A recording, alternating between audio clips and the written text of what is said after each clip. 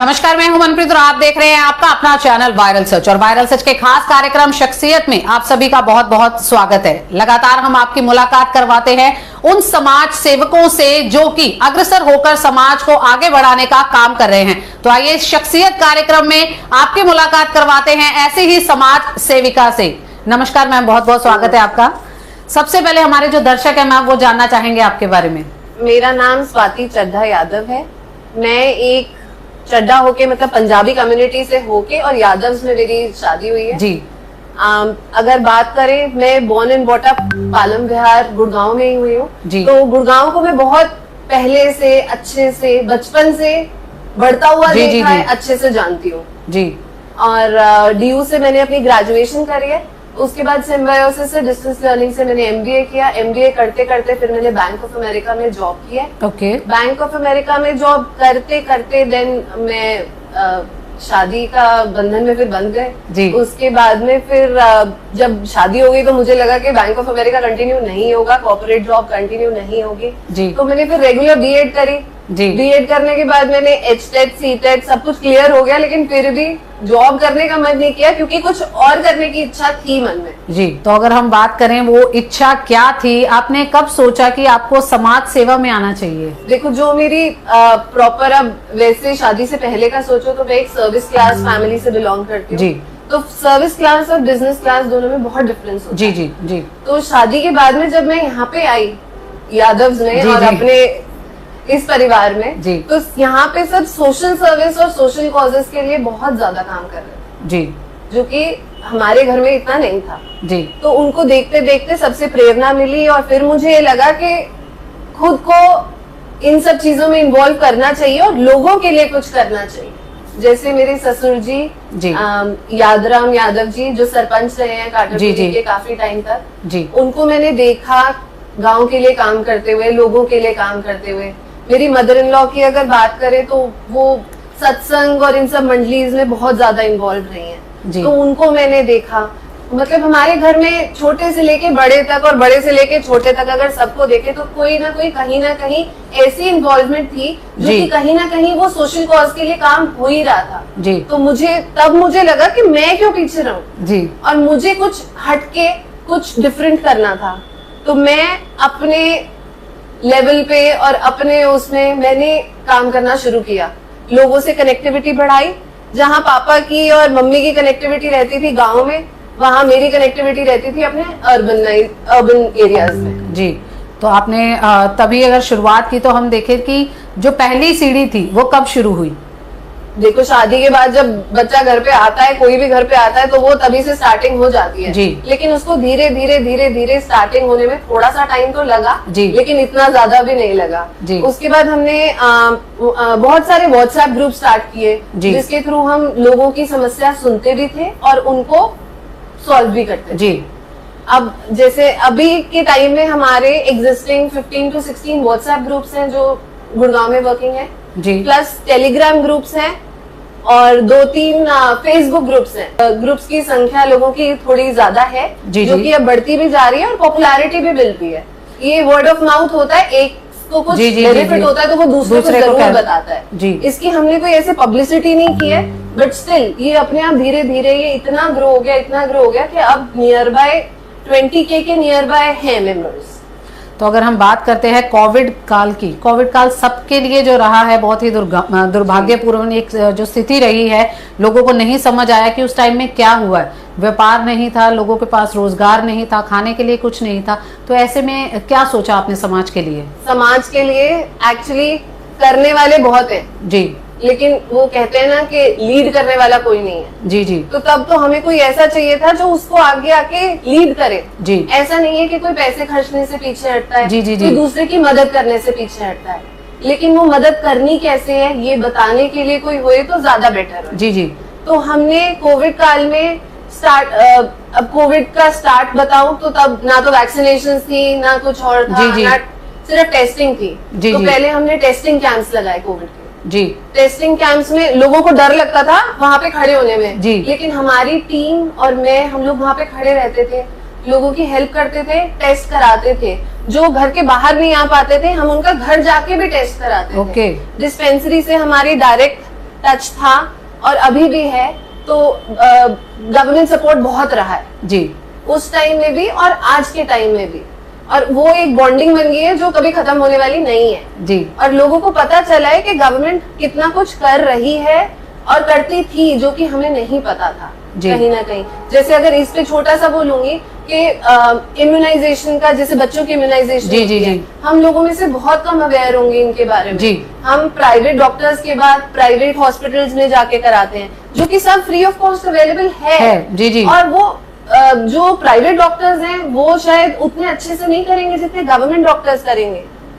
जैसे मैंने उनको खुद देखा है कि जी, जो एक वैक्सीन लगाते हैं वो, या इम्यूनाइजेशन का कोई भी डोज आप जी, देते जी, हैं, उसके जी। बाद उनको डिस्ट्रॉय करते हुए मैंने खुद देखा है। अब वही चीज अगर मैं देखूं तो वो प्राइवेट में हमें नहीं मिलेगी जी।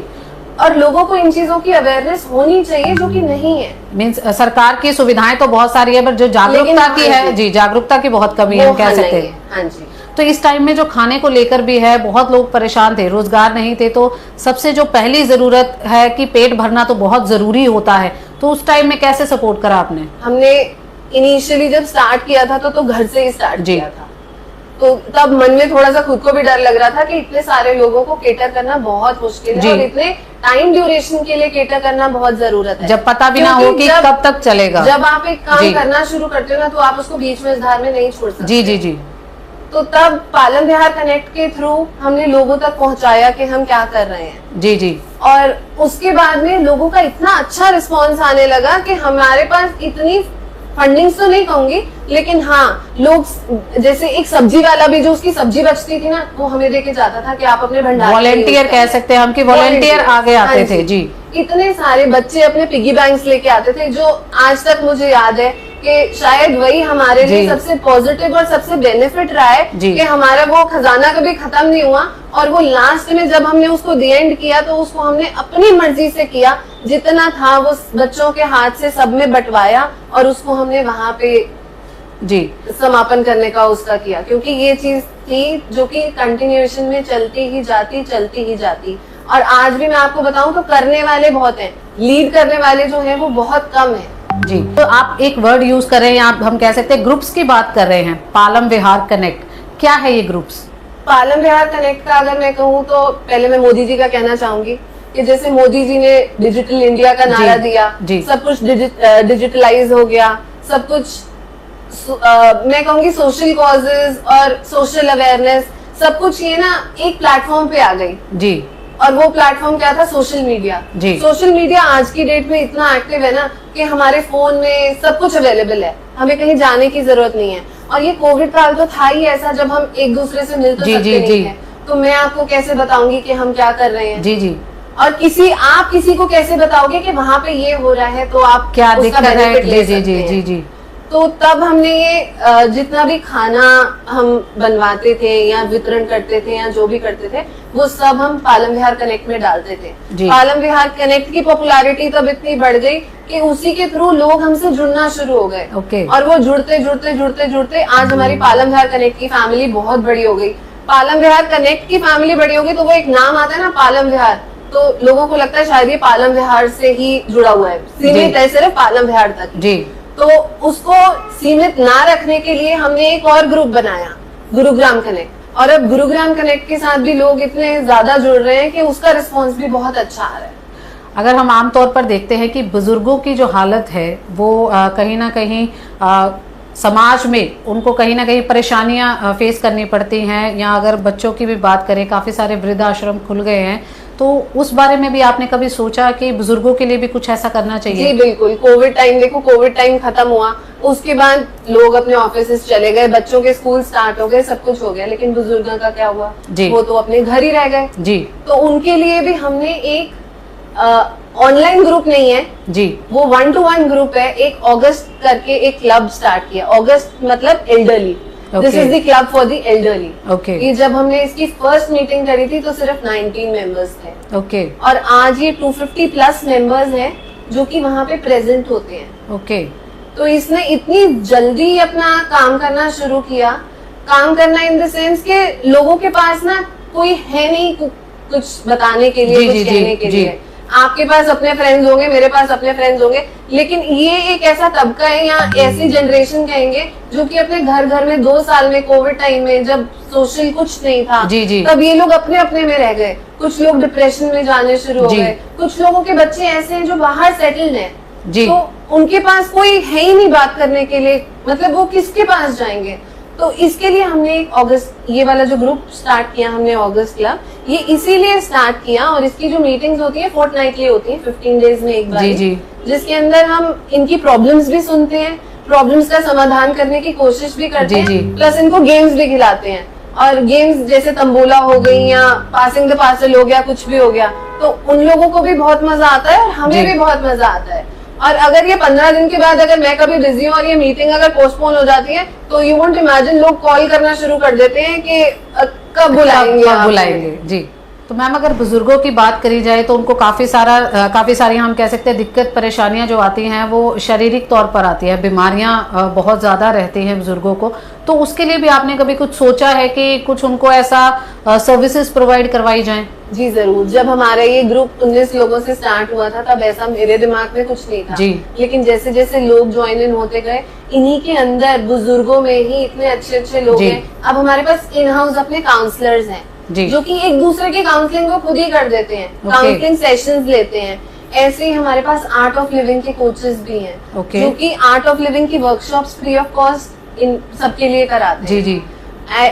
अब हमने एक आपको पता ही होगा, अभी तीज महोत्सव करके एक पार्लर बिहार कनेक्ट का एक बहुत बड़ा इवेंट किया था जो कि वुमेन एम्पावरमेंट पे था बेसिकली। जी, ऐसा नहीं है कि वो तीज का ही था, हम तीज भी उसी उत्साह से मनाते हैं जिस उत्साह से हम करवा चौथ मनाते हैं, क्योंकि 2 कम्युनिटीज की बात आ जाती है मेरे लिए तो। जी जी जी। और इसीलिए तीज का जब हमने किया तो मेरी लोगों से इंटरेक्शन इतनी ज्यादा हुई, और हर कोई एक सोशल, मैंने आपको पहले भी बताया, हर कोई सोशल कॉज के साथ जुड़ना चाहता है। जब लोगों से इंटरेक्शन हुई तब मुझे पता चला कि हर कोई ऐसे किसी ना किसी सोशल कॉज के साथ में जुड़ना चाहता है। तो डॉक्टर्स अपने आप से ही सामने आ रहे हैं कि वो चाहते हैं कि हम उन्हें अपने अगस्त क्लब के पैनल पे ले, ताकि वो जैसे हमारी 2 मीटिंग्स होती हैं उसके अंदर वो अपना एक कोई सेशन दे दें। इसके ऊपर डॉक्टर्स का भी बेनिफिट है क्योंकि उनको भी एक इतना बड़ा प्लेटफॉर्म मिल रहा है जहाँ पे इतने सारे लोग हैं इकट्ठे, और हमारे बुजुर्गों के लिए, उनके लिए भी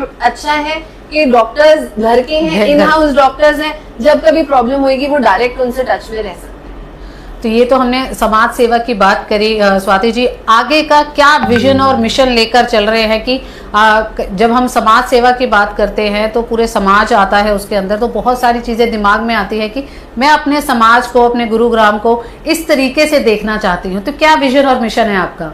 विजन और मिशन तो बहुत बड़ी बात होती है, लेकिन जो छोटा सा मैं जो कहूंगी वो यही कहूंगी कि गुरुग्राम सही है, मतलब मैंने तो धीरे से धीरे बढ़ते देखा है और अब इतना अच्छा हो गया है, लेकिन हम इसको और भी ज्यादा अच्छा कर सकते हैं। जैसे इंदौर एक मॉडल है हम सबके लिए।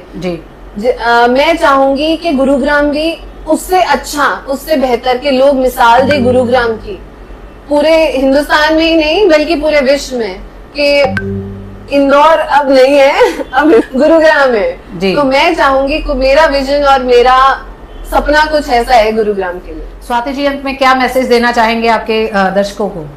मैसेज, मैं एक बहुत छोटी सी एक, आप बोलेंगे कि सोशल एक्टिविस्ट हूँ, और मुझे लगता है कि मेरे जैसे और भी कई लोग होंगे जो कि सोसाइटी के लिए कुछ करना चाहते हैं और कर रहे हैं, लेकिन उनको ना कहीं फॉरवर्ड आने का मौका ही नहीं मिल रहा है। तो मैं चाहूंगी और कि उन लोगों को आगे बढ़ावा दिया जाए, उन लोगों को आगे आके गुरुग्राम के लिए कुछ करने का मौका दिया जाए। ये सिर्फ मौका हम लोगों के लिए नहीं है, ये मैं तो सबसे इनफैक्ट गुजारिश करूंगी कि हम लोगों के साथ में आप लोगों सबको भी जुड़ना पड़ेगा। और लास्ट में बस यही कि जैसे मोदी जी की लाइंस है, सबका साथ, सबका विकास, सबका विश्वास, और अंत में मैं जोड़ूंगी कि हम सबका प्रयास। बहुत बहुत धन्यवाद स्वाति जी हमारे साथ बात करने के लिए। ये थे हमारे साथ स्वाति चड्ढा यादव जी, जो कि बहुत समय से जो है बहुत ही ज्यादा एक्टिव रह रही हैं, जो सोशल एक्टिविस्ट की हम बात करते हैं, अपने समाज को सुधारने का प्रयास कर रही हैं। कोई भी अगर दिक्कत परेशानी लोगों की इनके पास आती है तो उसको रिजॉल्व करने की पूरी जो है वो कोशिश करते हैं। तो अगर आप भी इनके साथ जुड़ना चाहते हैं तो नीचे आप हमें कमेंट पे भी लिख सकते हैं, क्या आपके व्यूज है, किस तरीके से हम अपने गुरुग्राम को और बेहतर कर सकते हैं, नीचे हमें जरूर कमेंट करें। और इसी तरह देखते रहे आपका अपना चैनल वायरल सच।